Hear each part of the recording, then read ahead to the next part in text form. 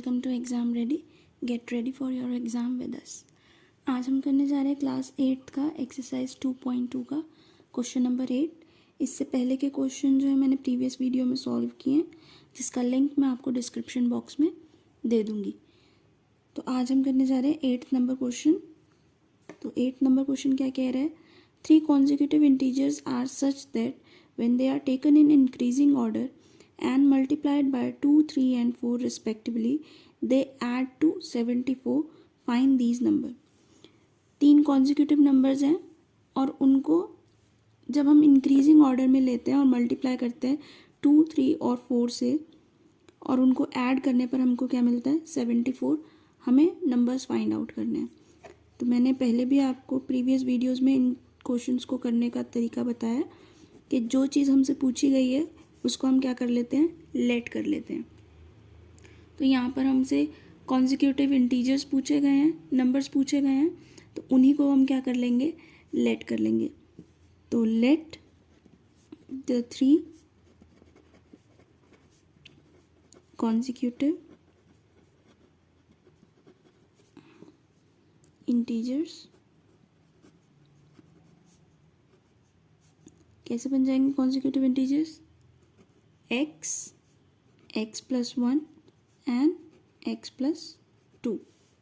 ये हमारे 3 consecutive integer हो जाएंगे, x plus 1, x plus 2। अब वो क्या कह रहा है कि उनको इंक्रीजिंग ऑर्डर में लिया गया और उनको 2, 3 और 4 से रिस्पेक्टिवली मल्टीप्लाई किया गया, यानी x को 2 से मल्टीप्लाई किया है और उनको ऐड भी किया गया, तो इसलिए प्लस का साइन।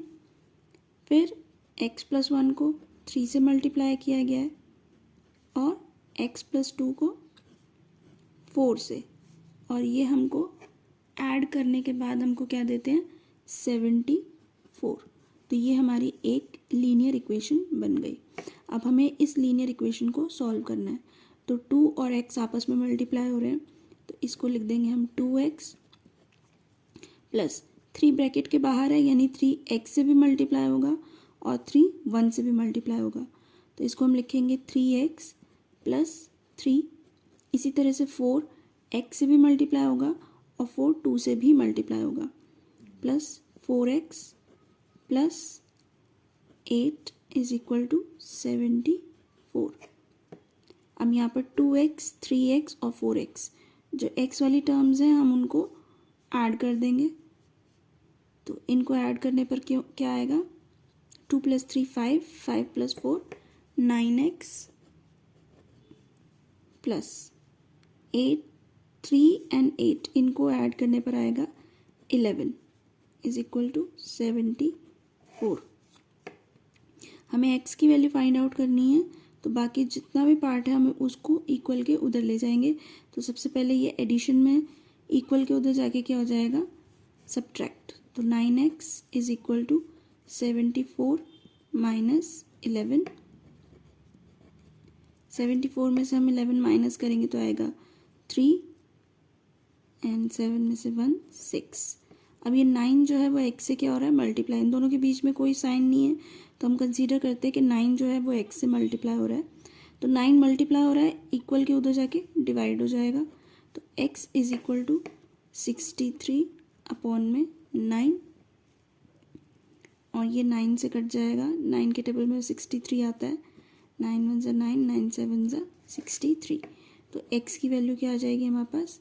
7। ये तो हमारे पास x की वैल्यू आ गई, क्योंकि हमें नंबर फाइंड आउट करने थे। और नंबर क्या थे हमारे?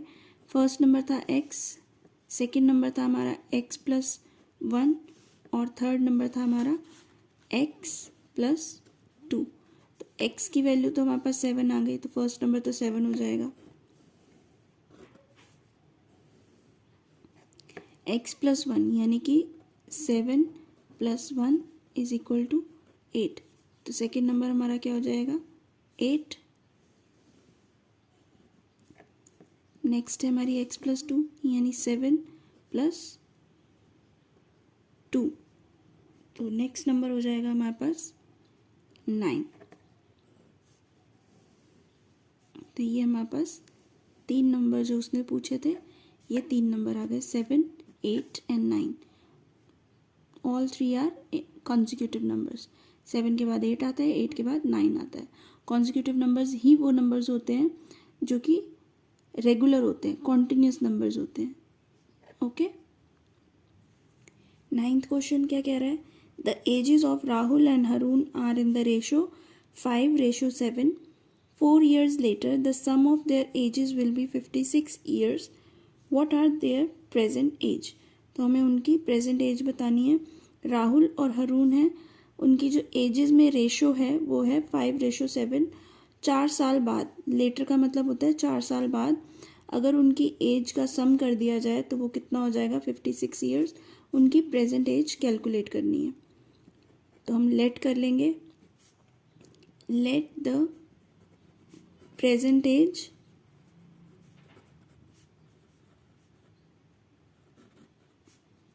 एक्स हो जाएगी। अकॉर्डिंग टू रेशो क्या हो जाएगा? रेशो में दे रखा है 5x, तो 5x रेशो 7x उनकी प्रेजेंट एज हो जाएगी। अब 4 years लेटर, तो 4 years लेटर, तो 4 years लेटर जब भी अगर मैं कहूँ आज आपकी एज जो है वो 4 years है, तो 4 years के बाद आपकी एज क्या होगी? 4 में हम 4 ऐड कर देंगे तो 8 years। तो इसी तरह से आज उनकी प्रेजेंट एज है 5x, इसमें अगर मैं 4 years लेटर यानी कि 4 को ऐड कर दूंगी तो ये तो हमारी किसकी एज हो जाएगी? राहुल की। और हरून की एज कितनी हो जाएगी? 7x + 4। ये राहुल की एज हो गई, ये हरून की एज हो गई। तो 4 years लेटर उनकी एज जो है, उनका सम क्या है? 56 ईयर्स दिया है, तो हम इनका सम कर देंगे according to statement. According to statement वो क्या कह रहा है कि इनकी एजेस को अगर ऐड कर दिया जाए तो कितने ईयर्स हो जाते हैं? 56 ईयर्स। तो अब ऐड कर लेते हैं,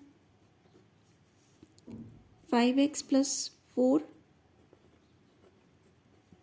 + 7x + 4 = 56। 5x + 7x इनको ऐड करेंगे तो 5 + 7 होता है हमारा 12x, 4 + 4 8 होता है = 56। 8 इधर प्लस है, इक्वल के उधर जाके माइनस हो जाएगा, तो 56 - 8, तो ये हमारे पास आ जाएगा 48। 56 में से 8 माइनस करेंगे, 16 में से 8 बचेगा 4, तो 48। 12 क्योंकि अब इधर मल्टीप्लाई हो रहा है, इक्वल के उधर जाके क्या हो जाएगा? डिवाइड। 12 × 1 = 12, 12 × 4 = 48, यानी x की वैल्यू आ गई हमारे पास 4। तो हमको प्रेजेंट एज कैलकुलेट करनी थी, तो राहुल की प्रेजेंट एज हमने क्या लेट करी थी? Present age of Rahul 5x थी, तो क्या हो जाएगा? 5 × 4 यानी 20 ईयर्स। और हरून की कितनी थी प्रेजेंट एज?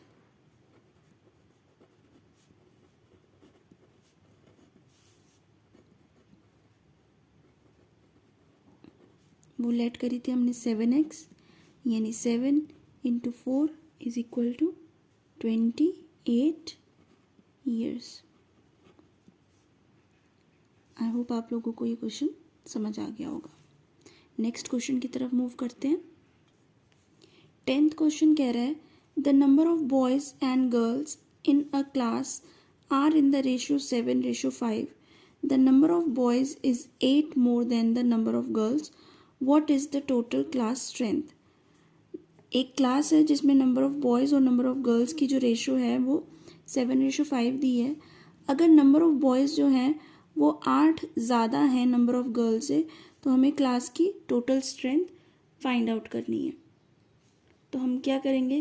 पहले हम लेट कर लेंगे number of boys and number of girls ratio के अकॉर्डिंग। तो लेट करेंगे, let the number of boys and girls क्या हो जाएगा 7x रेशो 5x, यही दिया हुआ है, 7 दिया हुआ है, 5 दिया है, हमने लेट कर लिया x है, ठीक है। तो अकॉर्डिंग टू स्टेटमेंट वो क्या कह रहा है कि जो नंबर ऑफ बॉयज़ हैं वो कितने ज़्यादा हैं नंबर ऑफ गर्ल्स से, 8 ज़्यादा हैं। तो 7x is equal to 5x plus 8, एक ये स्टेटमेंट बन जाएगी। यहाँ से हम क्या करेंगे, x की वैल्यू फाइंड आउट करेंगे। तो 7x minus 5x is equal to 8, क्योंकि 5 इधर प्लस का था, इधर जाके क्या हो जाएगा माइनस। तो 7 में से 5 माइनस करेंगे, 2x is equal to 8, x की वैल्यू क्या आ जाएगी 8 डिवाइडेड बाय 2 4, x की वैल्यू क्या आ गई 4 आ गई हमारे पास।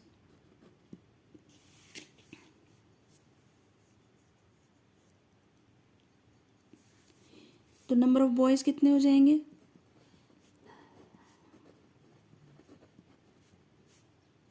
7x यानी कि 7 इंटू 4 28, और नंबर ऑफ गर्ल्स कितनी हो जाएंगी 5x यानी कि 5 इंटू 4 20। टोटल क्लास स्ट्रेंथ पूछा है उसने, टोटल स्ट्रेंथ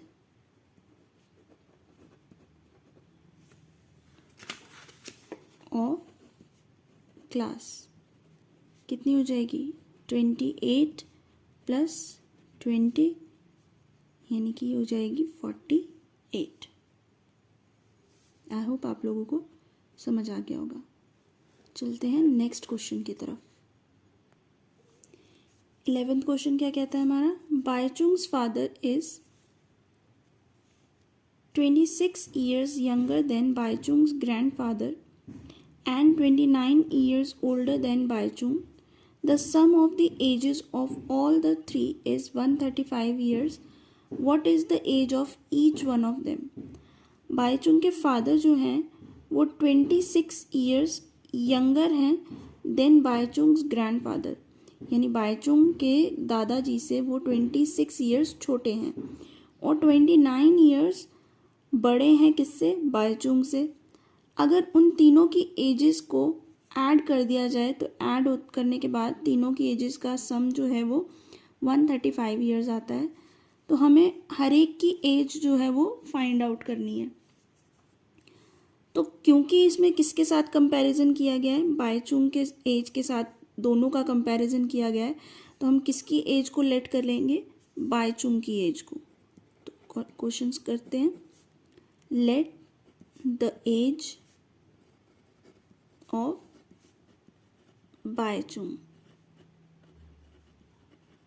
तो बाईचुंग की एज कितनी हो जाएगी,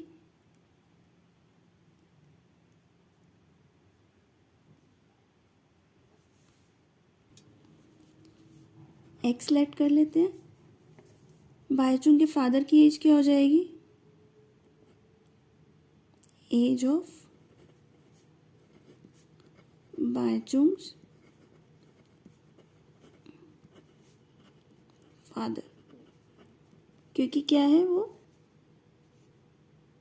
Baichung father is 26 years younger than Bhaichung's grandfather and 29 years older than Bhaichung. तो बाईचुंग से 29 years ओल्डर है, यानी कि x प्लस 29। तो बाईचुंग के ग्रैंडफादर की एज कितनी हो जाएगी,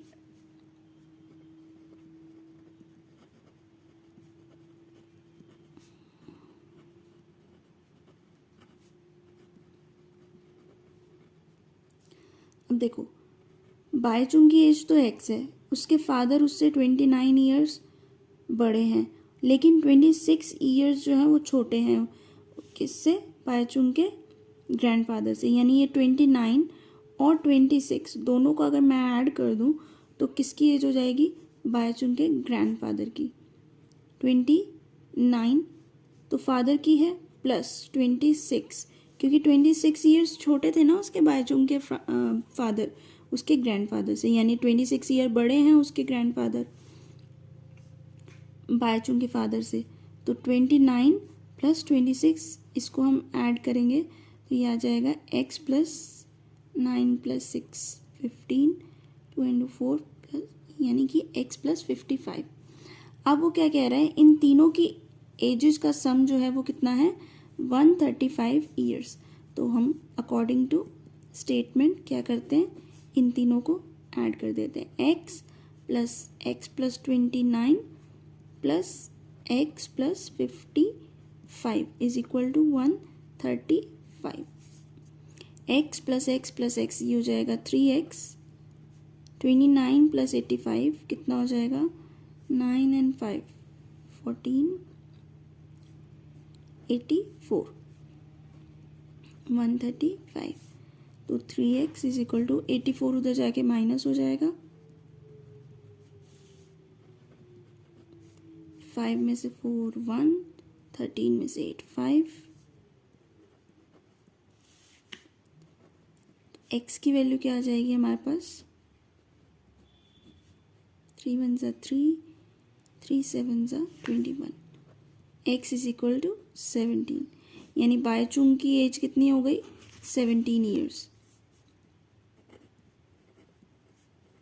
as of Bhaichung's 17 years. Father की एज कितनी हो जाएगी x प्लस 29, यानी कि 17 प्लस 29 ये कितना हो जाएगा 7 7 14 16 46 ईयर्स। और ग्रैंडफादर की एज कितनी हो जाएगी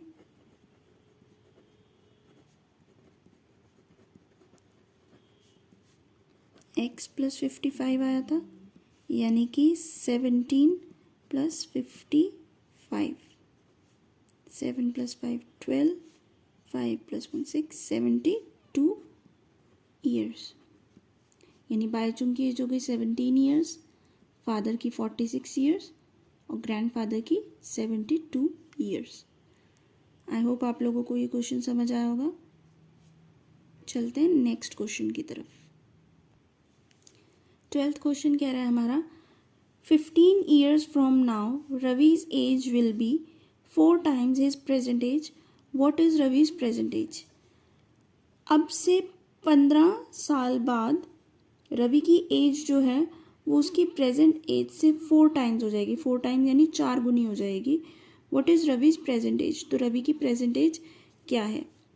तो करते हैं इस क्वेश्चन को, लेट कर लेते हैं हम, let the present age of Ravi कितनी हो जाएगी x after 15 years. After 15 years यानी कि जो भी उसकी प्रेजेंट एज है उसमें हम क्या कर देंगे 15 ऐड कर देंगे। अकॉर्डिंग टू स्टेटमेंट वो क्या कह रहा है कि अब जितनी उसकी एज है 15 साल बाद जो उसकी एज होगी वो उसकी प्रेजेंट एज की 4 टाइम्स हो जाएगी। यानी प्रेजेंट एज उसकी क्या थी x, तो 4 टाइम्स हो गई और 15 साल बाद उसकी एज कितनी हो जाएगी x प्लस 15। तो यहाँ से हम इसको सॉल्व करेंगे। अब देखो यहाँ पर x है प्लस, तो इधर आके क्या हो जाएगा माइनस, तो 4x minus x is equal to 15। तो ये हो जाएगा हमारा 3x is equal to 15। x की वैल्यू क्या आ जाएगी 15 डिवाइडेड बाय 3, 3 के टेबल से 15 जाएगा 5 times, x is equal to 5। Present age ही पूछा था उसने, तो यानी कि present age of Ravi is equal to 5 years. तो प्रेजेंट एज कितनी आ गई रवि की 5 ईयर्स। ओके, आई होप आप लोगों को समझ आया होगा। चलते हैं नेक्स्ट क्वेश्चन की तरफ। 13th क्वेश्चन कह रहा है, a rational number is such that when you multiply it by 5/2 and add 2/3 to the product you get -7/12। What is the number? एक रैशनल नंबर है, अगर हम उसको मल्टीप्लाई करते हैं 5/2 से और उसमें ऐड करते हैं 2/3 तो हमको क्या मिलता है? -7/12। What is the number? तो करते हैं इस क्वेश्चन को, लेट कर लेते हैं। लेट द नंबर x हो जाएगा हमारा। अकॉर्डिंग टू स्टेटमेंट वो क्या कह रहा है, अगर इस नंबर को मल्टीप्लाई किया जाए 5/2 से और ऐड कर दिया जाए इसमें 2/3 तो हमको मिलता है -7/12। तो ये हमारी एक स्टेटमेंट आ गई। अब इसको सॉल्व करते हैं, यानी हो जाएगा 5x/2 plus 2/3 is equal to -7/12। LCM लेते हैं, 2 और 3 का एलसीएम क्या आ जाएगा? 6। अब 2 के टेबल में 6 आता है 3 बार, 3 × 5 15 x प्लस 3 के टेबल में 6 2 बार, 2 × 2 होता है 4 -7/12। इसको सॉल्व करते हैं, ये क्या हो जाएगा? क्रॉस मल्टीप्लाई कर देंगे हम इसमें, तो 12 से मल्टीप्लाई हो जाएगा 15x प्लस 4 और -7 × 6। अब करते हैं इसको सॉल्व, कितना आएगा? 15 और 12 को मल्टीप्लाई करेंगे तो ये आएगा 180x प्लस 12 4 ज़ा होता है 48 इज इक्वल टू -42 7 6 ज़ा 42। तो यहाँ पर कर लेते हैं हम 180x इज इक्वल टू -42 है, ये प्लस का 48 है, इधर जाके -48 हो जाएगा। माइनस माइनस प्लस होता है तो ये 8 + 2 हो जाएगा 10, 4 और 4 8 + 1 90, माइनस का 90। 180 इधर मल्टीप्लाई हो रहा है, इधर जाके क्या हो जाएगा? डिवाइड, तो -90/180, 0 से 0, 9 1 ज़ा 9, 9 2 ज़ा 18। तो x की वैल्यू क्या आ जाएगी? -1/2। तो x की वैल्यू आ गई हमारे पास -1/2।